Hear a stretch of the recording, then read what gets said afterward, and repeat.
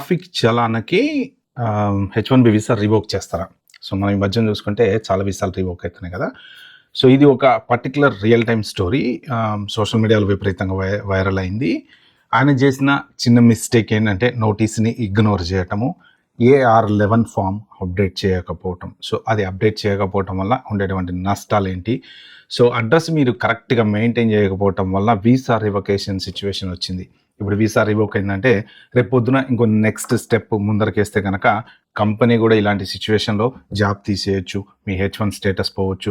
Visa revoke అయినంత మాత్రాన మీరు అమెరికా వదిలేసి ఇండియాకి వెళ్ళిపోవాల్సిన అవసరం లేదు. మీ స్టేటస్ ఉంటుంది, H1B స్టేటస్ ఉంటుంది. కానీ ఈ చిన్న పొరపాటు రేపు పొద్దున ఈ AR11 అడ్రస్ అప్డేట్ చేయకపోవటం వల్ల జరిగినటువంటి పొరపాటు.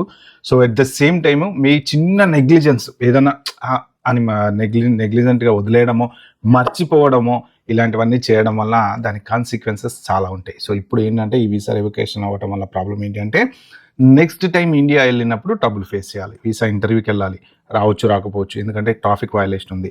సో ఒకవేళ వీసా వచ్చింది, ఎయిర్పోర్ట్లోకి వచ్చిన తర్వాత అక్కడ కూడా అంటే ఇవన్నీ కష్టాలు అనమాట ఒక చిన్న మిస్టేక్ వలన. సో అమెరికాలో ఉండే వాళ్ళందరికీ ఇది very important video.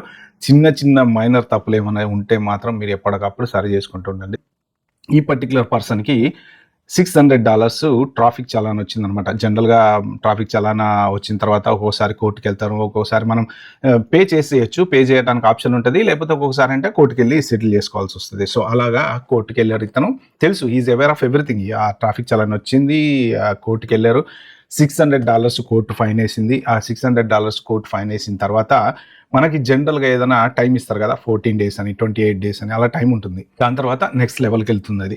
So in between జరిగిన మిస్టేక్ ఏంటంటే ఇతను అపార్ట్మెంట్ మారారంట, అంటే ఆ అడ్రస్ మారారు, ఉన్న అడ్రస్లోంచి మారిన తర్వాత మరి most probably AR11 form update చేసి ఉండరు.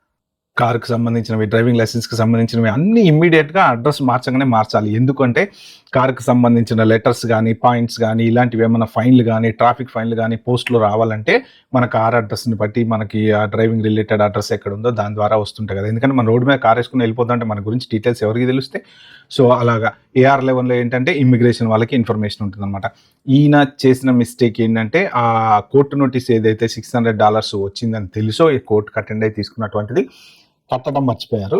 ఈ లోపు అడ్రస్ మారారు. రిమైండర్ నోటీసులు వస్తూ ఉంటాయి కదా, ఈ 15 days లోపు కట్టకపోతే శిక్ష అది ఇది అని చెప్పేసి ఆ రిమైండర్ నోటీసులు పాతింటికి వెళ్ళినాయి అనమాట. సో దాంతో ఈ మర్చిపోవటము, రిమైండర్ కొత్త ఇంటికి రాకపోవటము. సో దాంతో ఏమైందంటే DHS వాళ్ళు ఇన్ఫార్మ్ చేశారంట. ఓకే, ఇన్ఫార్మ్ చేయటం వల్ల ఈయన వీసా H-1B వీసా అనేది రివోక్ చేశారనమాట.